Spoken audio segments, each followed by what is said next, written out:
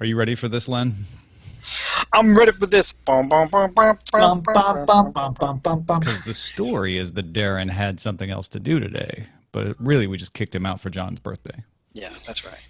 He's missing a big day. It's a big day. It's a big day. Big day. Big day. All right, here we go.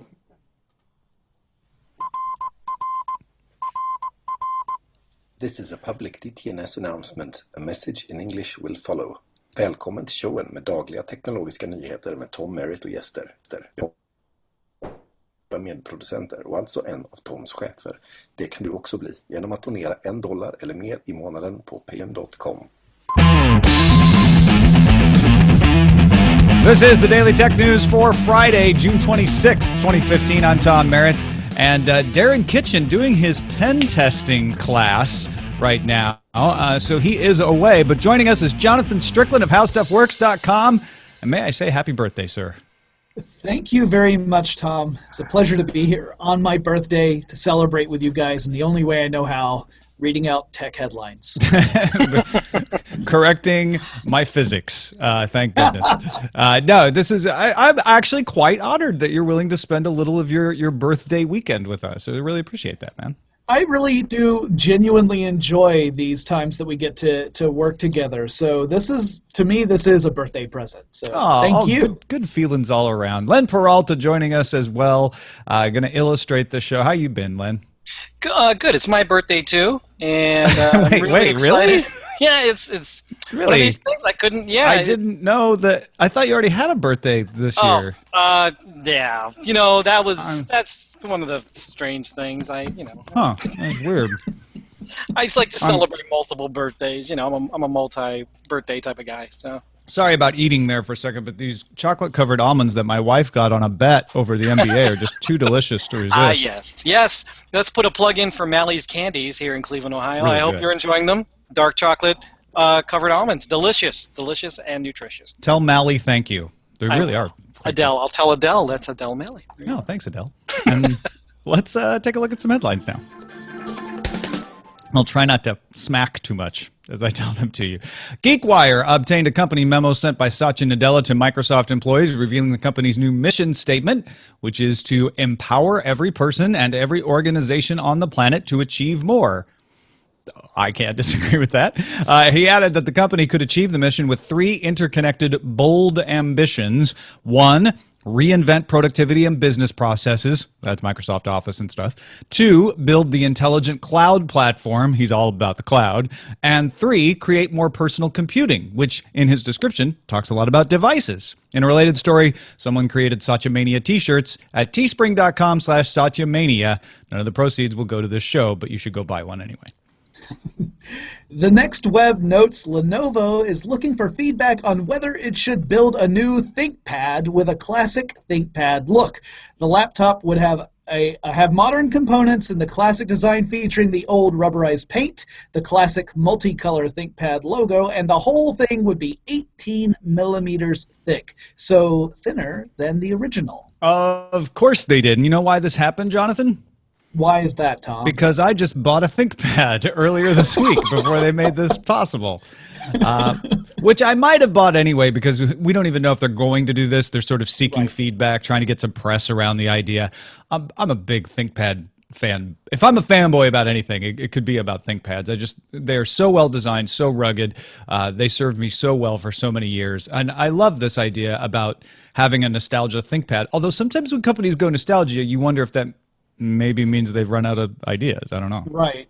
And I'm a big ThinkPad fan too. That was my work computer, I think 2 computers ago. It was just incredibly reliable. Not necessarily a sexy looking machine, but if it's going to turn on when you need it to turn on, that's good for me. I think I still have my my ThinkPad T42 by my side at all times, just in case. Running Windows XP. Physics World explains the work of Nikola Olick and colleagues at the University of California, San Diego that could double the capacity of fiber optic cables. No small feat. One limit on fiber optic cables is noise. Now, some noise comes from the amplifiers that they need to use to boost the signal every 100 kilometers or so. The other problem is caused by the power of the signal. That introduces some noise. The higher the power, the more noise. So you can't just boost the power to make the signal go farther because you're adding more noise. However, that power-based noise is nonlinear but deterministic. It is a nonlinear but deterministic function that can be calculated and adapted to. The problem is that the laser frequencies drift a bit as they send the signal, so nobody could factor out the noise because of that drift until now. The researchers use something called a frequency comb, basically a signal that acts like a ruler that shows what the frequency of the laser is, no matter whether it's drifting or not. That way, you can boost the signal, then is based on the frequency comb, and that means the signal can be at a higher power. That means it can travel longer, use fewer amplifiers, and carry more data. Researcher is published in the journal Science. Did I get that right, Jonathan? Because this is way over in your area of things, not mine. Yeah, the basic idea here is that there are two things you can do to transmit optical signals a very far distance. One is that you use amplifiers, but as Tom pointed out, that can introduce noise into the signal, making it more difficult to get data clean through. Or you can boost that power so you don't need as many amplifiers, but that introduces noise because the refraction of silica is not perfectly linear. That's where that noise comes in. That's the deterministic one. So yeah, you got it right. It is incredibly complex stuff, and honestly, we could talk for an hour about it and not even get close to a deep understanding of it. It would take me several days of nonstop talking. But the upshot is this frequency comb sort of gives them a baseline, which helps them do all the calculations and everything without getting into the base of that. And the upshot of that is we get faster fiber optics if this works in practice, right? Right. That is fantastic. I mean, you're talking about much more throughput. So your data throughput's going to be phenomenal getting this to this new technique working. So that's pretty awesome. Next, we have a report about Engadget. Reporting the second generation FLIR-1 thermal camera will be available for iOS devices with an Android version shipping in July.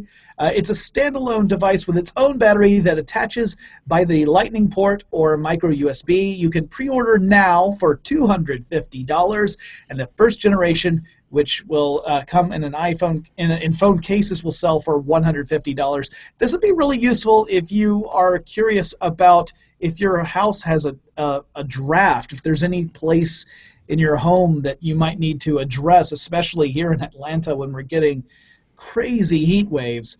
It's really important to be able to track that stuff down so that you're not spending huge amounts of money on energy bills. Oh, that's a great idea. Just sort of looking for cracks, thermal cracks, basically. You can use it for heating as well in the winter. Find out where your heat's coming in and going out. Sometimes if maybe you smell smoke, you could use this to be like, okay, is there something overheating in the walls, or is it just somebody tarring their roof, down the street? There's all kinds of things you can do with it. Will it give you night vision? Well, I mean, anything that's hot is going to show up, so sort of. Also kind of gives you night vision. So, hey, why not get a FLIR-1 thermal camera add-on for your phone? 9 to 5 Mac noticed that the Apple Watch is coming to the Netherlands, Sweden, and Thailand on July 17th. Congratulations, folks. The Apple Watch is on sale today, actually, in Italy, Mexico, Singapore, South Korea, Spain, Switzerland, and Taiwan. The next web reports that OnePlus will launch its next phone, the OnePlus 2, which I suggest should just be called the 3 for short, on July 27th. The device will have a USB-C port, a Qualcomm Snapdragon 810 version 2.1 chipset under the hood, and it will run OnePlus's Android-based Oxygen OS. The OnePlus 2, seriously, really? The OnePlus 2 will launch with a VR experience usable with a specific cardboard viewer. You'll need an invite to buy one.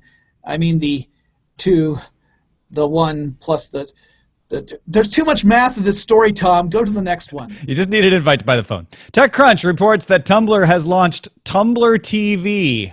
showing trending animated GIFs one after the other in a full screen viewing mode with play, pause, forward, and backward at tumblr.com/TV.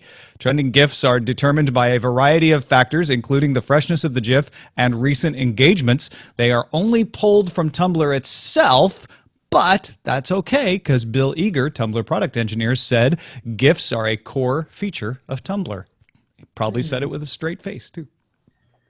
The Next Web, one of my favorite sites because it's the one I'm reporting from over and over, reports that OneWeb has closed a $500 million milling funding round to build a satellite system to provide affordable broadband services across the globe. Airbus will build more than 900 satellites for the project, 648 of which will be launched and the rest kept as spares. OneWeb plans more than 65 launches starting in 2017, including 39 from Virgin Galactic and 21 from Europe's Arianespace. Boy, my reading ability has been hit hard today, including are using Russian-made Soyuz rockets. The project is slated to launch in 2019. Yeah, so add this to SpaceX's plan. We're going to have a sky full of satellites beaming internet at us. Yeah, that's pretty exciting, actually, to have that in all sorts of regions, even remote ones. It's really exciting stuff. And a follow-up, Apple told TechCrunch, quote, "We are not removing apps that display the Confederate flag for educational or historical uses." And in fact, they followed up with TechCrunch and said they are working with developers to quickly get their games reinstated to the App Store. So it appears there was a mistake in how they went about netting those apps that they wanted to remove. Yeah, this is obviously a very sensitive subject, and it's one where you have to delicately balance the actual portrayal of this. Are you using it in a historical context where it's meant to educate and to inform, or are you using it as a means of intimidation or some form of sort of a racist view? This hits home for me because I live in a state where until fairly recently, until 2003, we had the Confederate battle flag on our state flag. We no longer have that. We still have the first flag of the Confederacy on our state flag as something that I really want to see addressed at some point, where we not forget about it or cover it up, but move beyond it and keep it in mind to make sure we are guiding ourselves in the right direction. And the tech side of this is it's always tricky when you start to censor where you draw the line. And it's always tricky when you have as vast of an app store as Apple. When you try to net certain things, you will end up accidentally netting other things. And this is not a news story, but this is the most recent example of that. It doesn't seem like Google removed as many or any, I'm not sure, of the historical type games and apps, but we haven't heard any response from them. Time now for some news from you. These come from our subreddit, dailytechnewsshow.reddit.com. Get in there and vote. Let us know what stuff you want to hear. There's like around 5,000 people actively subscribed. Well, I say actively. They're subscribed to the subreddit. But we'd like you to be active. Go in there and either submit some links or just vote on the ones that are there. Merely Jim. I bet you're more than that, merely Jim. Shared that a senior U.S. official has confirmed to the Daily Beast that attackers access the intimate personal details of government workers found in the adjudication information. It's a file compiled on employees and contractors applying for security clearance. That information includes details about sometimes workers' sexual partners, drug and alcohol abuse, debts, gambling compulsions, marital troubles, any criminal activity. 3 former U.S. intelligence officials told the Daily Beast that the adjudication information effectively turns into dossiers on current and former government employees. White House officials previously acknowledged the breach of information found in Standard Form 86, but it wasn't confirmed how extensive that is. I filled out one of these one time. When I was working for Alameda County Search and Rescue, I had to get background clearance because the Department of Homeland Security oversaw that. And they ask you to say, let us know anything you think could possibly be an issue. It won't disqualify you from getting clearance, but if we find something that could be an issue that you didn't disclose, that will automatically disqualify you. So these forms will have things that people just think, well, this may be an issue, so I better put it down. I used drugs at this date. I was caught cheating on my wife at this date. I got busted for pot at this date. And that is the kind of stuff that you might put on these security clearance forms, but you would certainly not go around broadcasting to everyone, and could be used to blackmail people or to embarrass them, etc. Yeah, and on top of that, the adjudication information includes polygraph tests where people are asked very difficult questions, and sometimes you could either be giving off false positives. We all know that polygraph machines are not really reliable when you get down to it, but the point is that those questions and the answers are all part of that file. And this is all about getting those security clearances that you were talking about, Tom. But the higher in security you need to be, the higher clearance you need, the more information they're going to have on you. So the people who are at the most sensitive positions within various governmental agencies are the very ones that the hackers now have the most information about. So this is a catastrophic hacker attack in the sense of how much information we lost. I mean, as the article points out, in previous attacks, you could rebuild systems. If a system had been compromised and people knew how it worked, you could strip that down, rebuild it. It'd be a lot of work, but you could do it. But you can't rebuild people. Yeah. Yeah, absolutely. And you know what? Dylan Northrup in the chat room points out clearance doesn't care about what you did usually, just whether that can be used to compromise you. Which makes an attack that steals this kind of data directly opposed to the reason it was collected in the first place. So it is, like you say, very unfortunate and in some cases possibly dangerous that this information was not protected better. Next, Star Fury Zeta sent us this Engadget report on Audi's partnership with a German team called Part-Time Scientists. They're competing in Google's Lunar X Prize. Audi says it's providing four-wheel drive tech as well as expertise in lightweight construction and piloted driving. In return, the rover will now be called the Audi Lunar Quattro Moon Rover. Google's Lunar X Prize offers a $30 million prize for the first team to get a rover to the moon, cover 500 meters of it, and then broadcast high-definition video back to Earth as it goes. More, please. More of these kinds of partnerships, more efforts. I can't wait to see this succeed, whether it's the Audi one or something else. Yeah, this is the stuff where you see these kind of. We're in an incredibly exciting time. Right? I mean, I often, when I read back on the space race, I think about what it must have been like to have been alive during that. That's before my time, really, is the space race. So, reading the reports, I miss out on that. But then I think I'm now in a time where we're seeing not just privatized space companies that are really pushing some boundaries, but also we're seeing citizen science getting involved in space. And it blows my mind. It's incredibly inspiring to me. Yeah, I grew up as a very young child where moon landings were a regular thing. I was born in 1970, so there were moon landings happening all the time. And then suddenly, when I got old enough to really appreciate them, they stopped. So that kind of sucked. Which is why I love seeing the fact that even if we're not doing that one monumental task, there are so many interesting things being done on so many other fronts, like you say. And finally, GoalKick submitted the Ars Technica story clarifying that despite the headlines you will see in almost every major news outlet around the world, two self-driving cars did not almost crash into each other. What did happen was that a Delphi self-driving car was about to change lanes and noticed that another car ahead of it was moving into that lane, so it did what you would do. It waited until it was safe to change lanes. The car ahead of it just happened to be a Google self-driving car, and that brings us to our main discussion today.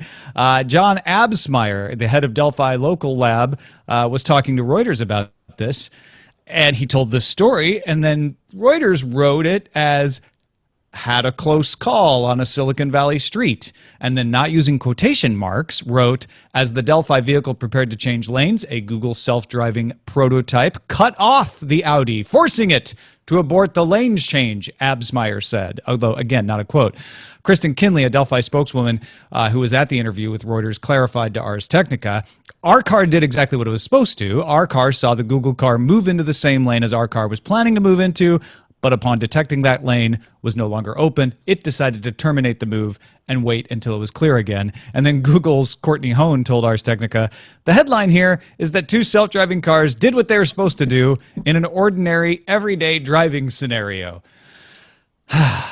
So, Jonathan. Yes. Tom. Why is it so compelling for Time Magazine, CNBC, PC Magazine, the LA Times, the Daily Telegraph, to all write, cars almost crash, cars nearly collide, when that's not true?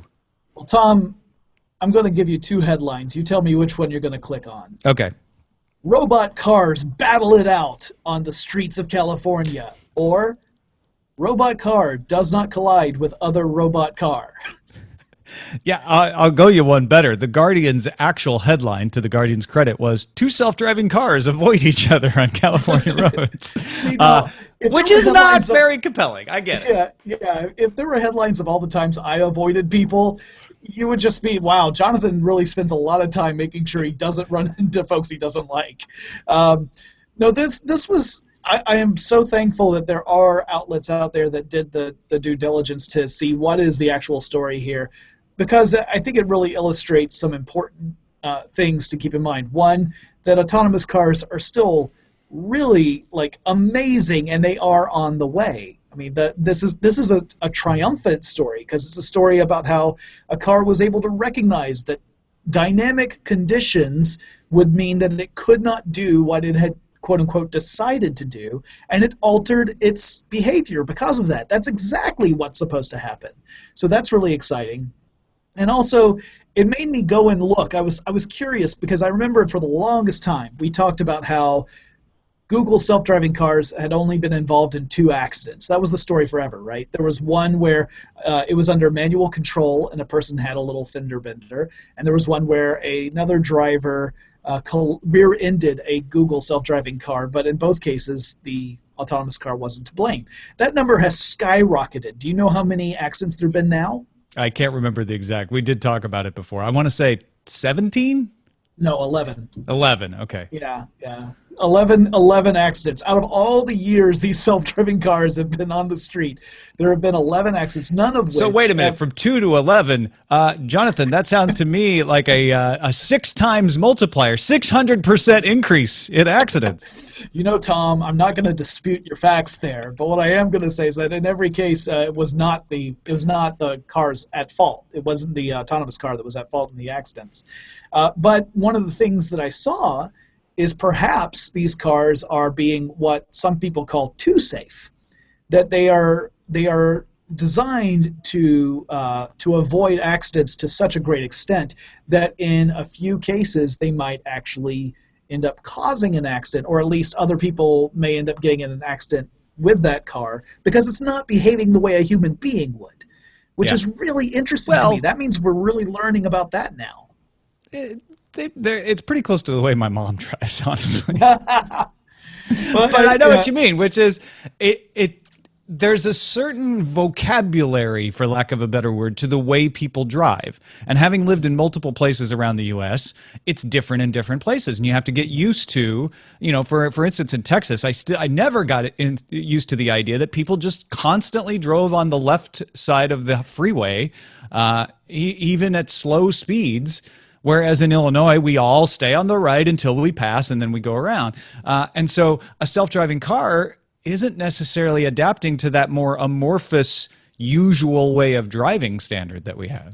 Sure, and some of the examples I've seen is that one person said, hey, if you're driving in China and you want to take a left turn in a busy pedestrian area, if you're not aggressive, if you don't actually start making your car move out there, people are just going to keep on walking in front of you until the end of time. Right. And a car that is designed to specifically avoid pedestrian accidents at all costs, which makes sense is never going to move. Yeah. So there are certain conditions where you kind of, I mean, I hate to say it, but you kind of have to get a little reckless for it to actually work. Now, well, it's that vocabulary really that we're talking about, right? Where it's, you know, that when you move forward, you won't hit the pedestrians because you know that the behavior in this location is the pedestrian is waiting to see you move before they will stop, and that they will stop.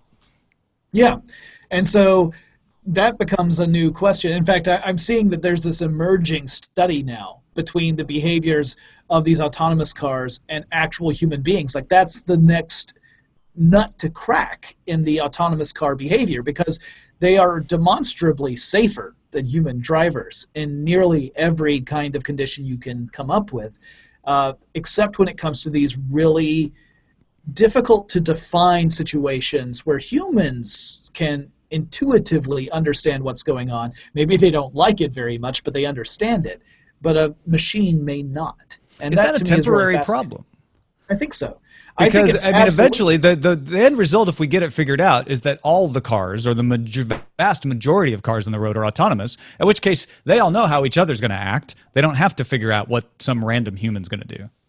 Well, and I think even before that, we're going to have some more algorithms that are essentially learning algorithms that will end up being able to interact with human drivers more seamlessly. I've read studies where you don't even need to have a majority of autonomous cars on the road for this sort of benefit to emerge. As low as 20% of the vehicles on the road can be autonomous, and you're going to start seeing a decrease in accidents and faster travel times. So I'm so excited about this as well. Also, as being a non-driver, having a car that could potentially drive me around that's not just Uber, fantastic.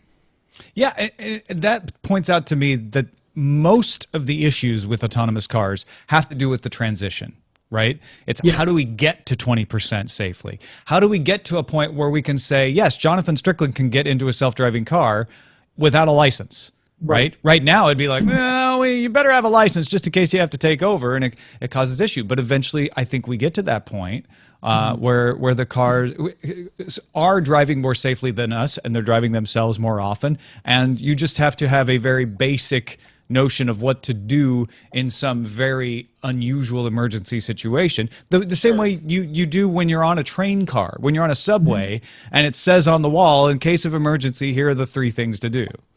Yeah, in fact, there's largely a philosophical thought experiment that is very popular in AI, specifically with autonomous cars, the trolley experiment. Everyone's heard about this, right?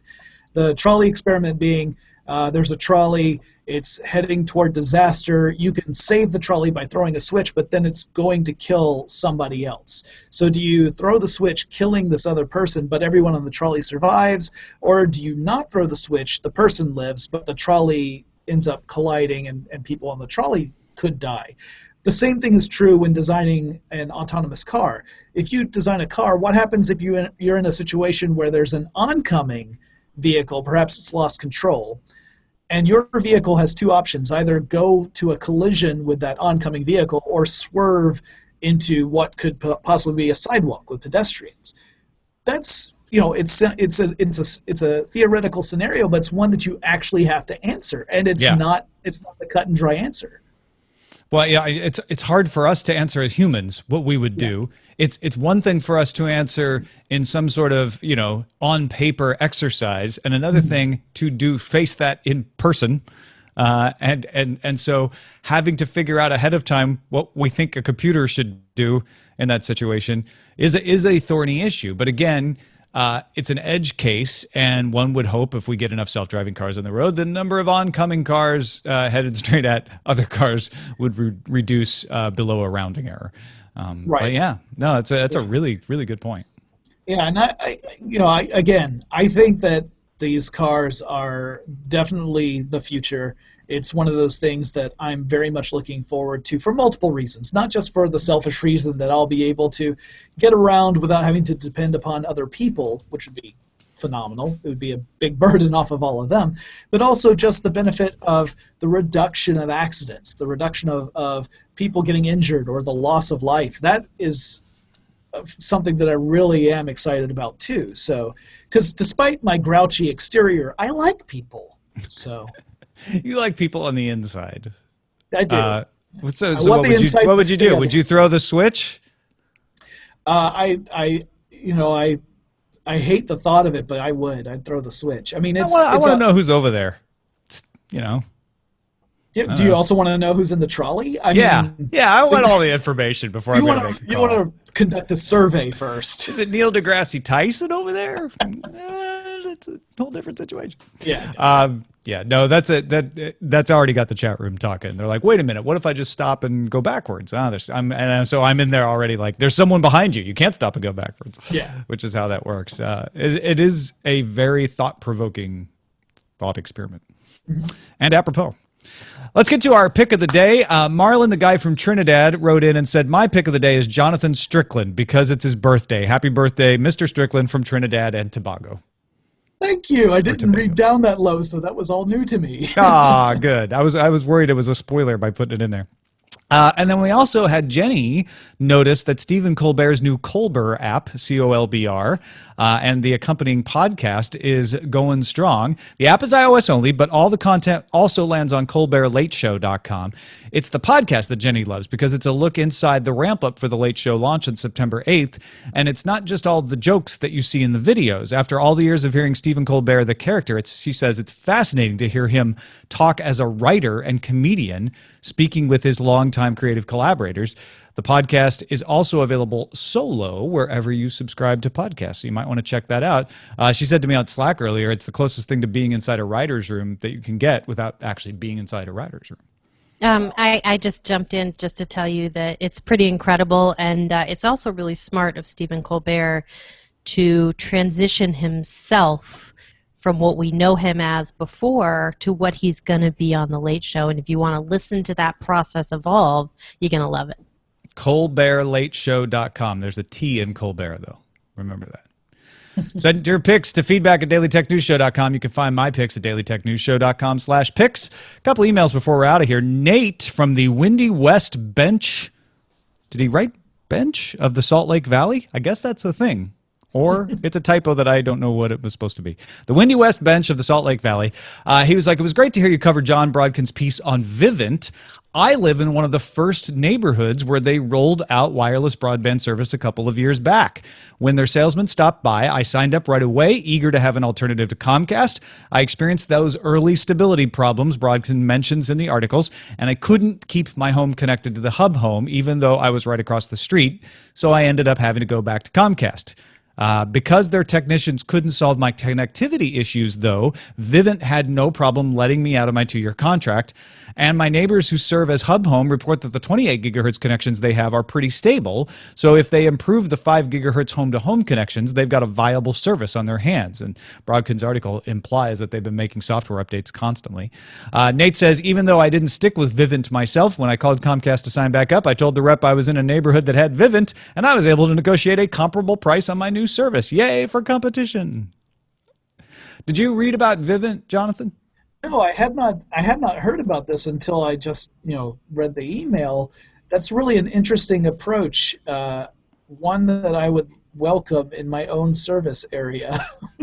Yeah, if they can work out the kinks and make it more reliable, which it sounds like they were making progress on. And Vivint themselves said, yeah, when we first rolled it out, we were running into all kinds of reliability issues, but we think we've nailed them down and we're fixing them. That could become a really interesting way to bring another ISP very easily without having to dig up the ground into lots of neighborhoods. Yeah, it's a really innovative approach. I think it's pretty cool. And Jonathan Strickland is willing to serve as a hub home, Vivint, to get free internet for life. Yeah. I've got a beautiful rooftop. It's fantastic. You do. I've been meaning to compliment you on your rooftop that is just waiting for 3 antennas from Vivint to sit atop it. I'll be able to see where you are staying when you come to DragonCon from my rooftop. From your rooftop. I'll be at your house if you get Vivint. We'll use that internet. Apurva commented on our blog at dailytechnewsshow.com about an LA Times story which describes how drone flyers have been disrupting firefighting efforts in Big Bear Lake. Essentially what happens is, the planes are coming in to fight the fire. They see drones in the air and they don't know what they're going to do and they don't want to endanger their pilots, so they turn around and fly back. Apurva says this is an example of a consequence that is ignored or quickly dismissed by drone enthusiasts pushing the FAA to rush rules for allowing more drones. While the early enthusiasts might be involved and know all the rules, most new users will not be as responsible. The vast majority that will take this up as prices drop will be knuckleheads. This is a legal term now. See the recent Ninth Circuit Court ruling regarding a man who pointed a laser at a plane, who will not know the rules or care. Their first thought will be, won't it be cool if I could get an aerial video of the forest fire? And it is definitely a fair problem, Apurva. My personal reaction, though, is that this is more of a reason to get those rules nailed down, because right now it is legal for anyone to go fly a quadcopter and the rules are in flux. A lot of people may not want to look up the rules like you're saying, but they also will see like, oh, the rules haven't been nailed down yet, and interpret that to mean there are no rules. Yeah. This is what happens when technology outpaces the legal system, which happens all the time, is that we come into situations, sometimes life or death ones, that really paint the picture that we need to sit down and work out the framework on when things are allowable and when they aren't, so that we can avoid this kind of stuff. Anyway, the FAA is working to put these rules in place. The rush on them has been that they had missed deadlines that they said they were going to hit. It does sound like they're going to have the rules by the end of the year. And the knuckleheads don't care if the FAA rushes the rules or not. The knuckleheads are out there flying those drones around fires anyway, without working with the firefighters to make sure that they're clear of any areas and not causing any distraction. I don't know that putting the rules in place faster or not really affects those people. In fact, like I said, I think it actually could help if the rules were nailed down so that folks could educate others and maybe try to keep the knuckleheads at bay. But Apurva, thank you for that. That was a really insightful comment, and appreciate you posting it up on the blog. You can do that, dailytechnewsshow.com, or email us feedback at dailytechnewsshow.com. Well, thank you, Jonathan Strickland. Pleasure as always, man. It's good talking tech with you. Oh, it's fun to be here talking tech, science. It's the stuff that I get excited to get out of bed in the morning for. So we were lucky to have some good science-y things to put in there as well. And if you like those kinds of stories, and if you like those kinds of explanations of how things work, go check out howstuffworks.com. Check out the Tech Stuff podcast, Forward Thinking. Jonathan's doing all kinds of cool stuff. Yeah, I'm even on a show with yesterday's guest, Ayaz. But that's not where you're going to learn how stuff works, other than how we don't work. That's called Podcast Without Pretense. Yeah, it's a Podcast Without Pretense back-to-back special on Daily Tech News Show. And I believe, am I remembering this wrong, or did I say you guys got an episode coming up soon? We do have an episode coming up soon. We like to watch really bad movies on Netflix and test how long we can watch them with no distractions present. Because we're all aware that when we watch stuff at home, we usually have a computer, second screen thing going on. No second screens are allowed. You write down how far you got, and then we discuss the movie. We're now adding a new feature. We review the movie in voice to text. We copy that transcription over into Google Translate, translate it a few times, and that becomes the official review of the movie. That's amazing. That's artificial intelligence right there. Well, that's the only kind we have. Yeah. Twitter.com/John Strickland, JONSTRICKLAND. And Len Peralta, you have been busily illustrating this show. What have you come up with? Well, I wanted to do something nice because it is our friend John Strickland's birthday today. I hope I did something, good here, trying to mash up today's topic, the self-driving cars, and John's birthday. This is how I envision John Strickland planning on spending his birthday. But, of course, you just have to add more ladies to this picture, which I can fit in here. The self-driving, it's John Strickland playing what looks to be a video game of self-driving cars, and he's saying, self-driving cars, the Strickman is the real horsepower behind the wheel suckers, because, that's what's going to happen. That's your new job there, John. So happy birthday to you. I love it. I love it so much. You have to go and check it out. So, yeah, there you go. Happy birthday, John. Thank you. LenPeraltaStore.com to see what Len comes up with. And, of course, if you back him on Patreon, you get digital versions of this stuff just given to you if you back at the right level. Patreon.com/Len. Thank you so much. Thank you, Len. Our email address is coming up in a second. I almost jumped ahead because the most important people to thank in every episode is the bosses that make this possible. We have 5,052 of them now, and we thank every single one that they saw some value in the show and gave some value back. You guys are the best. DailyTechNewsShow.com/support if you want to know how to become a boss. If you're getting some value out of the show and you'd like to give us some value back, there's many ways to do it. And if you're a patron, thank you. If you're not a patron, that's okay. We kind of hope you become one if you want to keep listening to the show, but you don't have to, and we understand that not everybody's in a position to do so. There's also the DailyTechNewsShow.com store, which has mugs and T-shirts, and might even have another T-shirt after Nerdtacular comes up. We got some stuff in the works. Dun, dun, dun. So check that out. Our email address, now I'll say it, is feedback@dailytechnewsshow.com. You can give us a call, 51259-DAILY. Listen to the show live Monday through Friday, 4:30 p.m. Eastern at player.alphageekradio.com. Visit our website, dailytechnewsshow.com. We'll be back on Monday with Veronica Belmont. Talk to you then. This show is part of the Frog Pants Network. Get more at frogpants.com. Diamond Club hopes you have enjoyed this program. Good show, everyone. What should we call it? Ooh, I have ideas. That's amazing. I was Your just going to ask for ideas. Oh my gosh! All right, so the chat room actually has ideas. We've got number one, near miss journalism, as in MISS.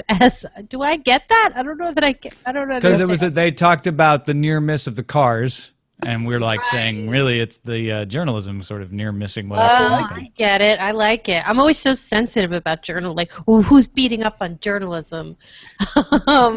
We've got the thin pad from Tinvec, comb the fiber. I like that. I like that. 1 + 2 does not equal 3. I really like pow to the moon, Audi. Wow, To the moon, Audi.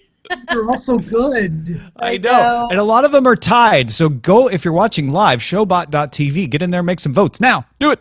Oh my gosh, self-driving Kobayashi Maru test. Are you kidding? That's so amazing. I don't believe in the no-win scenario. I don't believe in the near-miss scenario. The trolley car near-miss scenario. I don't believe in the trolley car scenario. I will save them all. I am Captain Kirk. I gotta say, I might need to start live streaming tech stuff, because coming up with titles is, after It's you've fun. recorded a show, you're like, my creativity is all gone. Yeah, it becomes like, talked about cars. Fire title. bad, tech stuff part 2. It was actually a discussion of GE, but you know. I like doubling the speed of light. Yeah. It's It's not accurate, Tinvec, but I understand metaphorically what you mean. The speed of light is actually a constant. Only in a vacuum. In a vacuum. That's true. That's true. We're not in a vacuum. It's a fair point. Light Fair passes point. through various media, it changes speed. Yeah. Yeah, I just did a forward-thinking episode about how photons can actually have momentum. Self-driving Kobayashi Maru. Are you just voting over and over, Jenny? And no, you can't. You actually can't. Believe it No, or I know. not. Actually, it's pretty good at stopping that. Wow, it just skyrocketed to the Oh, top, yeah. to the moon. Self-driving To the Kobayashi Maru. moon. I think that might be our winner. It's good. I'm always okay. I'm done exporting, so that is now the title: Self-driving Kobayashi Maru test. I'm always in favor of a Star Trek Wrath of Khan reference. From the center of a dead planet, buried alive. Khan! My favorite, actually, there was someone who wrote the line for me, and they had me deliver it in the Ricardo Montalban way, where This was one of the few shows where I actually used a teleprompter, so I think it was What the Stuff. And the line was, "It's very cold in space." Russ Pitts and I used to do Wrath of Khan Theater on our sketch comedy show. That's awesome. Where we just have the one Kirk Khan interaction scene as if played by the cast of Seinfeld or... Can we bring that back? Because that sounds amazing. Sure, you just get Russ to sign off. I'm sure he'd be fine with it. Oh, my goodness. Yeah, it was good. I mean, I'm not saying we performed it as optimally, but I love the idea. That is great. The theater I love so much here, the stage theater I love so much, they had a show a couple years ago called Wrath of Khan the Musical, but it was C-O-N, and it was kind of a send-up love letter to Dragon Con specifically, but science fiction conventions in general. It was amazing. It was so good. That's fantastic. Yeah, there was a part where the hotel staff has a meeting and they're treating it like they're going into war because of all these geeks that are going to descend upon the hotel. so the hotel manager is like the drill sergeant in Full Metal Jacket as he's walking down addressing his staff. And one of the actors plays a brand new employee. It's his first weekend on the job, the same weekend that Dragon Con comes to the hotel. And later in the play, they find him and he's mangled on the floor, and they're trying to ask him what happened. So they're having the really heart-rending death scene in your war movie type thing going on. Right. And the sergeant's like, "What happened?" "I was in the middle of a Star Trek argument. They asked me, who's my favorite captain, Kirk or Picard? I said I liked them both." And the sergeant's like, "No." He says, "The Janeways came out of nowhere." And it was that line, "The Janeways came out of nowhere," that I was like, this is the most brilliant play I've ever seen. That is amazing. God, there's so much amazing art that goes on that we'll never get to see, even with the internet. It's just, oh, man, I wish I could find a way to just live cast that. This is Good thing we have copyright law to protect people's right to make art. Yeah. It's why I go to so much live theater here in Atlanta. I love the ephemeral nature of it. Of course, if I'm ever in a nice dark corner that no one can see, maybe I'll just periscope the next play. Oh yeah, it's like the Snapchat of performance. I like that. Oh, we said it at the same time. Jinx, you owe me a Coke. All right. Well, I won't see you guys next week, so have a happy 4th. Right. Have a happy Independence Day weekend. Yes. It's going to be very busy. Or as I call it, Change of Dependence Day, when we illegally separated from the crown. Mm-hmm. You would. Anglophile. Yeah. I mean, you got to be different, Tom. You got to be different. I'm not saying the United States shouldn't exist. I just think they should have gone through the proper channels. I'm kidding, sort of. By the way, before I go, I just want to show everybody who is watching in the live stream that these are. Here's Scott Sigler's Geek a Week card. Oh, nice. Just remind people you can get these cards at my online store, LenPeraltaStar.com. Look at that. He just ordered some for San Diego Comic Con. Like Who is he these? supposed to be? Oh, snap. Yep, I've got that in my office at home. Who is he supposed to? He's supposed to. Yeah. He wanted to be Joffrey. Nice. Wait, That's are those nice. made by Lone Shark Games? They were. They were. The game. It's called Epic vs. Awesome, which isn't even out yet, but it will be out soon. And these are the expansion set for it. So. Wow. All right. All right, man. Well, thanks Have for a being fun here, Friday. as always. You too. Thank you so much, everybody, and happy birthday, John. I hope you enjoyed that drawing. Thanks, Len. I loved it. I really did. That's so. It's such a thrill to me whenever anyone who has artistic ability wastes it on me. It's fantastic. I wouldn't say I wasted it.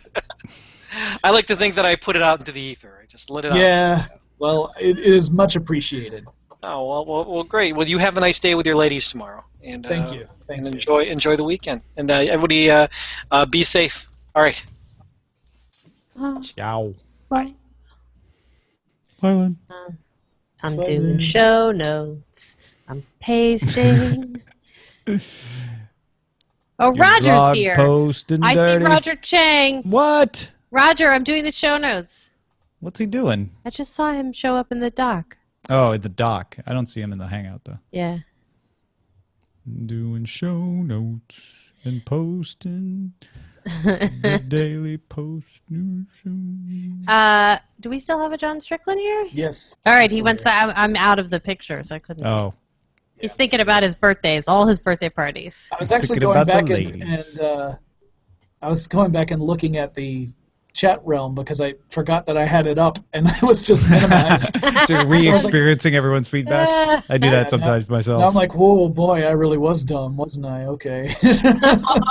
Oh, No, everyone's really super awesome. I love the community here. It's fantastic. I know. No, they're good folks. Good peeps. Good peeps.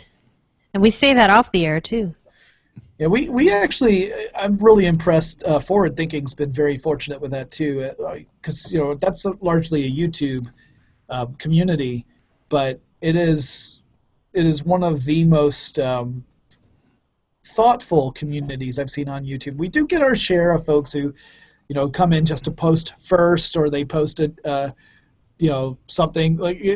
If they don't like a particular topic, they're not shy about it. But for the most part, people have been really thoughtful. And I was worried at first about having to moderate YouTube comments, but I don't have to moderate anything. It's all done pretty well.